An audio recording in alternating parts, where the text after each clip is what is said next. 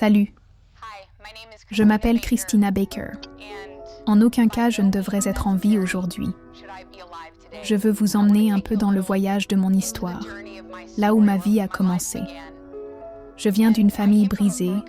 Mes parents ont divorcé quand j'avais 7 ans. Mon père était athée. Ma mère était catholique non pratiquante. Donc il n'y avait pas de Dieu dans ma maison. À l'âge de 14 ans, je sortais dans les bars, je consommais de la drogue et je fréquentais les mauvaises personnes. Je me suis mise à l'automutilation parce que je me sentais morte à l'intérieur et je voulais juste des signes que j'étais encore en vie. À 15 ans, je faisais la fête toute la nuit, je me droguais toute la nuit et je buvais dans les bars. Une nuit, en rentrant chez moi, mon beau-père se tenait en haut des escaliers et m'a dit d'abord que je ne valais rien. Et avant qu'il ne me pousse presque dans les escaliers, il a dit à ma mère qu'elle devait choisir entre lui et moi. Ma mère a pris la décision cette nuit-là que je devais partir, et ils m'ont mise dans un avion avec un billet aller simple, de Santa Cruz en Bolivie, où nous vivions, à Maui, Hawaï. Je n'avais pas vu mon père depuis 10 ans, alors avec un sac de sport contenant toute ma vie et une guitare électrique sur le dos, je suis arrivée à Maui, à la recherche de mon père, sans savoir si je le reconnaîtrais. Après environ 6 heures à attendre à l'aéroport, mon père est apparu et j'avais du maquillage noir autour des yeux, des pics. J'étais tout en noir. Mon père m'a annoncé qu'après de nombreuses années de travail dans les champs pétrolifères, il avait tout perdu. Il avait une grave dépendance à la cocaïne. En suivant les traces de mon père, j'ai réalisé que ce serait aussi ma réalité. Il m'a dit qu'il s'était retrouvé sans abri, vivant dans une tente sur la plage. Alors je me suis demandé, cela signifie-t-il que je suis sans abri, moi aussi? Mon père a passé plusieurs mois sur la plage de Maui, et après cela, des membres de la famille ont découvert que je vivais sans abri et ils m'ont emmené à Houston, Texas, où je suis passée de maison en maison. Personne ne voulait s'occuper d'une adolescente gothique droguée, alors ils m'ont envoyée en Pennsylvanie, où je vivais dans un Red Roof Inn. L'entraîneur de mon frère, qui allait à l'université à Harrisburg, en Pennsylvanie, est allé à une réunion du personnel dans une église qu'il fréquentait et a dit qu'il y avait une adolescente athée et droguée vivant dans un motel. Un couple s'est levé pendant la réunion et a dit « Nous l'accueillerons ». Une semaine avant, le 11 septembre 2001, je suis arrivée chez ce couple et ils m'ont dit « Bienvenue chez nous ». Nous n'avons que 2 règles dans notre maison. La première, c'est que ton couvre-feu est à 23 heures et l'autre, c'est que tu dois aller à l'église avec nous tous les dimanches. À ce moment-là, j'ai regardé autour de moi et j'ai dit « Vous ne comprenez pas, je suis athée ». Ils ont répondu « Ce n'est pas grave, Chris, bienvenue chez nous. Nous aimerions que tu restes, mais tu dois aller à l'église. » Alors, tous les dimanches, je faisais tout ce que je pouvais pour ne pas y aller. Je portais des pantoufles en peluche, des sweatshirts noirs avec des mots obscènes dessus, et je descendais. Et Madame Hatch disait « Super, Chris, viens, on va à l'église. » Chaque semaine, j'allais à l'église et j'entendais le pasteur prêcher sur l'amour de Dieu. À ce stade de ma vie, je ne savais pas que quelque chose existait là dehors. À vrai dire, j'avais de la colère dans mon cœur. Je sentais que s'il y avait un Dieu, c'est lui qui m'avait mise dans cette situation et qui m'avait fait ça. Quand j'ai quitté leur maison, j'ai terminé le lycée, je suis retombée dans le mode de vie de la drogue et j'ai fini par sortir avec un dealer. Et tout dans ma vie a continué à s'effondrer. Le moment qui a tout changé pour moi, même si je ne savais pas que Dieu était réel, c'était quand j'étais sur le point de me faire avorter après avoir découvert que j'étais enceinte de quelques mois. Je quittais mon appartement et on a frappé à la porte. C'était la petite amie de mon dealer. Elle m'a dit qu'elle devait me parler. Elle était enceinte, énorme, avec 2 enfants à ses côtés.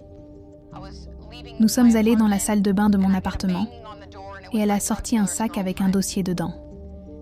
Elle venait d'imprimer des papiers et je pouvais voir qu'il était écrit « État du Texas contre ce médecin ». En lisant, j'ai vu qu'une jeune fille de 15 ans était morte sur la table en se faisant avorter. J'ai reconnu le nom du médecin, c'était celui que j'allais voir pour mon avortement. Cette jeune femme m'a attrapée par le t-shirt et m'a dit « Christina, je sais que tu ne crois pas en Dieu, mais mon Dieu pourvoira pour cet enfant.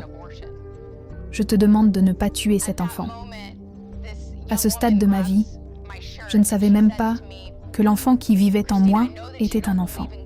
Je pensais qu'un bébé à l'intérieur de vous n'était qu'un amas de cellules, juste un embryon. Alors, qui est un embryon pour dicter ma vie ? Mais en y repensant maintenant, c'était l'intervention de Dieu dans ma vie. Dieu n'a pas besoin que vous ayez tout compris ou que vous le connaissiez pour qu'il travaille dans votre vie. C'est à ce moment-là que la grâce de Dieu m'a rencontrée dans mon endroit le plus sombre. Je me suis effondrée par terre et elle m'a dit que Dieu pourvoirait pour le bébé qui vivait en moi. Elle m'a supplié de ne pas tuer cet enfant. J'ai fini par garder cet enfant et je l'ai appelé Evan. Son nom signifie en fait « Dieu a donné la grâce ». Dieu a montré sa faveur. Mais je ne l'ai découvert que bien des années plus tard. J'ai continué à me droguer. J'avais arrêté la drogue pendant un certain temps après la naissance de mon fils. Mais une fois de plus, je suis retombée dans cette vie et je menais une double vie. Je travaillais comme conseillère scolaire pendant la journée pour subvenir aux besoins de mon fils et je me droguais toute la nuit. Un jour, je conduisais sur une route à Houston, Texas, après être passée chez mon dealer et j'ai été arrêtée par la police. Je fumais de l'herbe dans la voiture, j'ai baissé la vitre et la fumée sortait pendant que l'officier me demandait mon assurance et mon permis de conduire. Il m'a fait sortir de la voiture et m'a dit « Madame, vous êtes en état d'arrestation. » Et moi j'étais comme « Pourquoi ?» Je me suis retrouvée menottée à l'arrière de la voiture de police et c'était le moment où j'ai prié ce que je crois être ma première prière. J'ai levé les yeux, les mains menottées dans le dos et j'ai dit « Si tu es réel, pourquoi me fais-tu ça ? Je te déteste. » Ce moment-là, je suis allée en prison. J'ai été libérée sous caution. Je suis retournée à mon travail et j'étais assise devant mon écran d'ordinateur, en train de réfléchir à comment mettre fin à mes jours. L'ennemi vous fera ça. Il vous amènera à un point où il commencera à vous convaincre que vous ne comptez pas et que vous êtes mieux mort que vivant. Alors que j'allais dans cette direction, j'ai reçu une tape sur l'épaule. C'était un homme à mon travail qui m'a dit qu'il avait un message du Seigneur pour moi. À ce moment-là, ça aurait pu être n'importe qui. Bouddha, Mahomet. Je ne savais rien de Dieu. Je voulais juste que quelqu'un m'aide. Il m'a invitée à une réunion de prière où je suis entrée et les gens arpentèrent la pièce, priaient dans des langues que je n'avais jamais entendues et tout le monde a commencé à poser les mains sur moi. Cet homme, qui s'appelait Ilroy, m'a dit « C'est une question de vie ou de mort ». Je ne savais pas que c'était une vision, mais j'ai eu une vision ouverte dans mon esprit de moi mourant dans un accident de voiture. Il m'a dit « Voudrais-tu accueillir Jésus dans ta vie ?» Et j'ai répondu « Qui que tu sois, Jésus, entre dans ma vie et change-la. » À ce moment-là, j'ai ressenti comme une huile chaude de la tête aux pieds. J'ai commencé à trembler. Et c'était comme si les fardeaux que je portais, depuis plus de 20 ans dans ma vie, s'étaient soudainement envolés. J'étais vraiment passée par le canal de la naissance pour la première fois. Je voyais plus de lumière. Les couleurs étaient plus vibrantes, les lumières plus brillantes. J'avais donné ma vie à Jésus. Et j'aimerais pouvoir vous dire que je suis partie au coucher du soleil et que tout était parfait après ça. Mais la réalité, c'est que j'étais confrontée à une affaire judiciaire qui allait changer le reste de ma vie et celle de mon fils. J'avais marché avec le Seigneur pendant 3 mois. J'étais complètement libérée de la drogue et je marchais comme une nouvelle femme. Mais j'étais confrontée à un retour en prison. Je me suis présentée au tribunal ce matin-là et j'ai entendu la voix du Seigneur me parler pendant que j'attendais d'être jugée. J'ai dit à mon avocat que je devais parler au procureur. Cette voix était celle du Seigneur, que je n'avais jamais entendue auparavant. J'ai demandé à mon avocat si c'était possible. Il m'a dit « Ce n'est pas la meilleure idée pour vous de faire ça, mais je vous ai donné des conseils juridiques. » Nous sommes sortis de la salle d'audience. Le procureur m'a regardé et m'a dit « Alors, quoi de neuf ?» J'ai répondu « Je veux juste vous dire la vérité sur ce qui s'est passé cette nuit-là. » Il m'a dit « Vas-y. » J'ai dit « Écoutez, je ne suis pas la personne qui était dans cette voiture le 2 septembre. C'était le jour où j'ai été arrêtée. Mais Dieu a changé ma vie. J'ai donné ma vie à Jésus. Je suis une nouvelle femme. Je suis une nouvelle personne. Il m'a dit, « Écoutez, nous faisons tous des erreurs parfois. Passez une bonne journée. » Tout mon monde s'est écroulé ce jour-là. Mais je savais que j'avais fait tout ce que je pouvais. Nous sommes entrés dans la salle d'audience. Et ce qui m'a semblé durer 15 heures était probablement 15 minutes. Mon avocat s'est approché de moi et m'a montré un morceau de papier jaune qui a changé le reste de ma vie. Il y était écrit « Ordonnance de non-lieu ».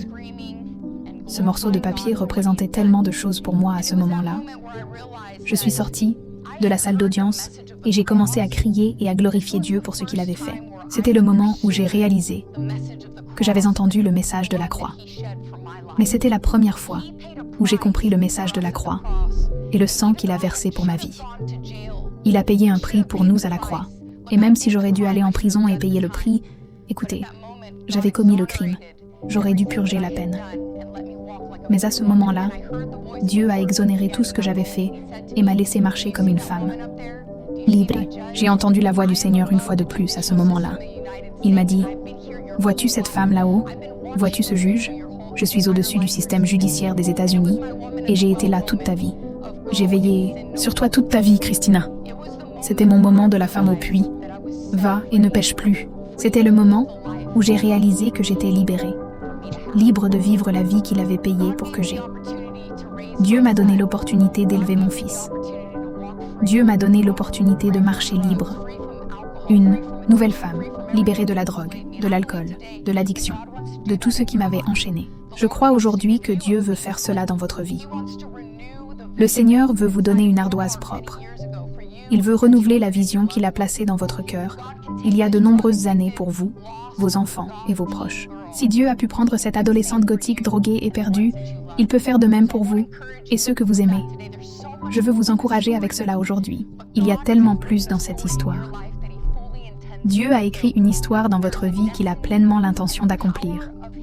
Il y a un destin, et la puissance de sa force et la puissance de son sang vous ont déjà libéré. Que Dieu vous bénisse.